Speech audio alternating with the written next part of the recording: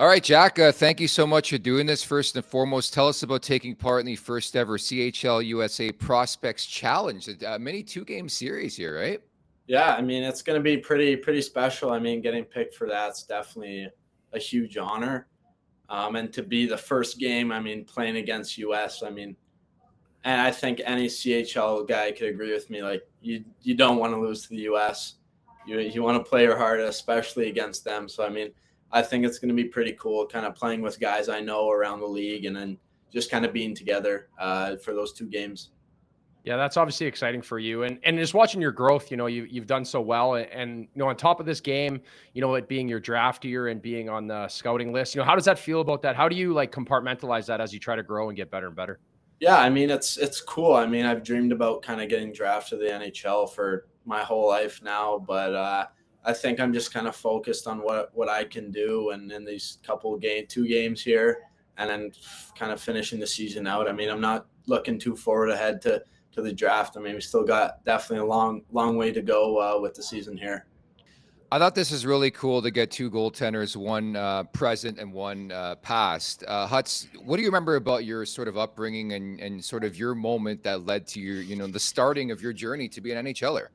I think for me a little different than him, right? Like, Jack, you're Yeah. younger, you're at the point where, you're a prospect to get drafted. I was the opposite, right? I wasn't really ready at that age, right? So it took a little bit longer. And for me, it's when I got to college and I was from 20 to 24 where I really learned how to train and, started to become more of a man. So for you, I think I had that runway of, having that maturity where, you're in this situation now, Jack, where how do you manage that for you? Like where I had a little bit more time, you're at a younger age where, everything's in your face, right? Social media and all the stuff that goes on with hockey. How do you like to handle that off the rink? Yeah, I mean, I think my dad's definitely been a big help for me. I mean, he played goalie as well. He was drafted by Pittsburgh. So, I mean, kind of him kind of giving me advice on kind of what to look for moving over, but also just kind of staying away from the rink and kind of doing other stuff I like. I mean, I love golfing. I mean, going out with kind of some of my just buddies from back home. I mean, kind of sticking away from the rink a little bit and kind of just focusing on kind of stuff I'd like to do for fun. I was going to ask that exactly. So your dad, Frank, of course, played in the OHL, drafted by the Pittsburgh Penguins. Like how that must be so cool to follow in your old man's footsteps, eh? Oh yeah, definitely so cool. I mean, I played my first game in the OHL in Oshawa where he played, so wow. that was pretty cool. Yeah, I think your dad's right in that sense of being able to get away from the game is so important. I think for me, even over my pro career, like I'd have a bad game or a good game and just learn to park it at the rink and move on from it. And one thing I've watched, in some of your games, I watched a few clips, your puck handling ability, something that I prided myself on, right? I was a very good puck handler, especially at the NHL level. And each level, it felt a bit overwhelming, right? Because guys get faster, the forecheck. Is that something you focus on or how do you have success in that area? Because it's something that's very strong in your game. Yeah, I think I've worked on that. I think my dad used to come on the ice when I was like probably 8, 9 years old, and he'd always dump pucks in or just throw pucks on net. So me to just pass for that. I mean, I think if I can get out there and kind of be like a third D-man and kind of break the D out and help our team get out of the zone, I think that's a big help. I mean, you don't want to be in the D zone. So I think doing anything by just practicing that all the time and then just kind of messing around with the puck a little bit in practice when maybe you're not getting the shots in practice or it's one end. I mean, I like fooling around with the puck, trying to do some tricks and stuff, but I think definitely something I take pride in. How much of that is about communication? And Hutz, you can speak to this after Jack. Jack, like how much of the puck handling is about communication with your D? Oh, a lot. I think honestly, almost all of it. I mean, me and the D corps kind of go over. I mean, the calls up, over, rim, leave it. I mean, my back's faced to play most of the time. So I think anytime I can get my eyes up, or even if I can, I think the D's just got to be there. They're another eyes for me, kind of helping me make the play and kind of helping them kind of get the puck out the zone. Yeah, it sounds like you have a good perspective, right? Something you dealt with, right, is majority of D-men or forwards can handle the puck better than we can. So making a good, safe play, not putting pucks in your net. And I think you've done a good job of that. The other thing I really wanted to touch on, which I love, I can tell you're a bit of a gear guy, right? And I love the Cujo throwback. I know you mentioned that he was one of those guys that inspired you. And I always wore CCM and True, so I was kind of limited to what I could do, right? Where you're with Bauer, you know, how do you come up with your ideas? Is there inspiration, or because I like your setup? It's always looking pretty good. Yeah, I mean, I think ever since I was younger, I mean, I've always kind of liked kind of the flashy kind of pads and stuff. I mean, I watched Ukko-Pekka Luukkonen. He kind of has got those cool pads, kind of always trying to do some designs with that. I think just Bauer them kind of creating design and them sending me kind of ideas that, I mean, I want to be the only guy to ever kind of wear the pads and kind of make up the design. So I think just kind of being a little different with that stuff and, you know, just kind of wearing it. Who are some guys you model your game after in the NHL right now? Yeah, I look at Jake Ottinger and then UC Saros, just the way that both of them can win games for their team. And honestly, their skating is unbelievable. I mean, I like to think my skating is probably one of the best parts of my game, and kind of getting to pucks and kind of using my skating to help everything in my game.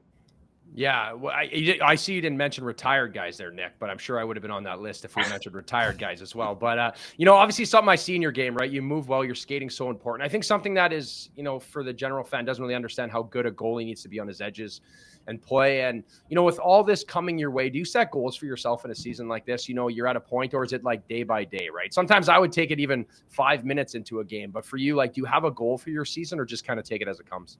I think I'm just taking it as it comes. I mean, obviously we're a good team this year and we want to win the Memorial Cup, but that's far in advance. So kind of just taking it day by day and practice by practice, game by game, and kind of keeping it kind of together, and we'll be pretty good. Well, first I'll say you're in good hands with my boy James Richmond down there in Brampton. But Porter Marton, I think it helps to have a guy who can potentially go first overall in the draft. He has been outstanding this year. Just named the cappy of your team for Team CHL as you get set to take on the Americans here. What's it been like, and what's it been able to go through sort of this whole process with him? That must be extra special too, right? Oh yeah, it's special when you have when you're playing with a player like that skill and just his leadership. It's pretty special. I mean, he's one of my best friends on the team, whether we're just going out to eat dinner. We stay together on the road, so spending a lot of time with him, just kind of talking and trying to keep each other in line and in check, and then just kind of not really focusing on that NHL draft coming up, but just kind of sticking with the season and then just talking to each other. Yeah, I think you got a good perspective there of that, right? Like there's certain things you can't control, but what you can control is your effort and attitude every day. It seems like you bring it. Now for me, stepping away from your career, like looking at the Leafs, right? I'm sure you follow the NHL. What's your take on the Leafs right now? Because, with the goalies with Stolarz, Wall, a little bit of battling back and forth here game by game. Yeah, I think you need two guys to always be battling. I mean, I think I've watched Wall a bunch. I mean, I think he's a great goalie. I mean, Stolarz, I think he's been unreal for them right now. So I think having two guys that want to be the number one and kind of wanting to battle with each other and make each other better is definitely always a big thing.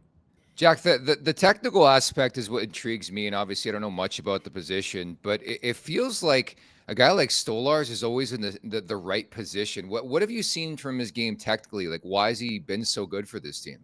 Yeah, I mean, I think just his hockey IQ and kind of reading the play before it kind of happens. I mean, I feel like just from watching, I think he knows where the puck's going to be before it ends up kind of getting there, and using his size to his advantage is definitely a big thing.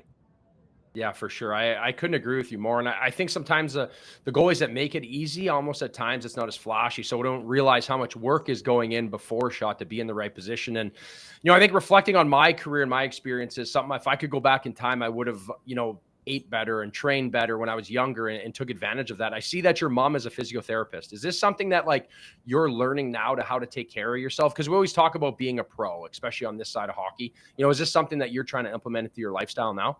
Oh yeah, for sure. I mean, she's definitely been big on kind of rehab and kind of after games, always kind of giving me treatment and stuff. And we have a table in her basement at home, so always getting on that table, whether it's before a game or or after a game, just to make sure my body's ready, because I know at the next level that's happening and you're playing a lot of hockey. So I think if you can make sure your body's perfect all the time, I think that's your best luck. We talked a bit about goals earlier on. Obviously, you want to stay in the moment, take it day by day, all the cliches. But what would it mean to you one day to be on Team Canada for the World Junior team? Yeah, I think that'd be unreal. I mean, I dreamed of playing in that Christmas tournament there, and kind of, it's sad not to be home for Christmas, but I mean, if you're there, I think it's a pretty big honor. I mean, again, I'm not looking too far in advance. We still got a bunch of games here, but it'd definitely be pretty special. Yeah, I think that's a great way to look at it, right? I was able to go to 2 World Juniors, but I was in attendance. So I was in the crowd having fun with my buddies, which is a little bit different. Where I went on to play with guys. I used to always joke around with Shea Weber. I was the third goalie, but I was half cut in the second bowl there watching. So honestly, you're headed in the right direction. You got a good head on your shoulders. I think for you, building into this season is something that's very impressive. And is there a team that you grew up watching other than the Leafs? Is there like anywhere you would want to be or be drafted or an organization to be a part of? Honestly, I think just any team. I mean, I've never been kind of one team as I only watch them. I mean, I think I've watched multiple teams. I mean, not just for the goalies, but I think some player. I mean, I just like watching some players kind of see what they can do, and kind of so just any team that drafts me, I think it'd be an honor to go to any team. You talked about Ottinger and Saros. Do you have a favorite goalie in the NHL right now? I don't. I think those Really? two guys, I couldn't really pick between either of them. So They're both studs. They're both studs. Yeah. I'm still like a John Quick fan, right? I like the old school guys that play goal and compete. And sometimes I think I was jealous of these, Jake Ottingers, Hellebucks they're so minimalistic and they make it look so easy. It's so impressive. And I think something over my career that I strive to get to, but I was usually, when I was off, I was all over the place. But I can tell in your game, it's something that you've worked on from a young age. You look very like you manage the crease very well. And like I said to you before you came on, you play a lot bigger than you are. Is that something that you've worked on? Yeah, for sure. I mean, my dad was a big goalie. I mean, he's 6'5", so hopefully I grow. If I don't, I mean, I've kind of learned to kind of deal with what I have and kind of learn how to play bigger than I am, and kind of, I mean, at the end of the line, I mean, you got to stop the puck. So I think no matter how big or how athletic or how good your skating is, I think you just got to stop the puck. So that's definitely something I want to do, and I think I'm doing that. Jack, very well said. Thank you so much for your time today, and best of luck with the Prospects Challenge here, man. Yeah, thank you very much. Thanks for having me. Make sure to check out more of our content right here on the Leafs Nation YouTube page. We got long form interviews, we got clips, we got epic rants by Jay Rosehill. We simply have it all. And don't forget, you can find out much more at theleafsnation.com. Thanks so much for watching.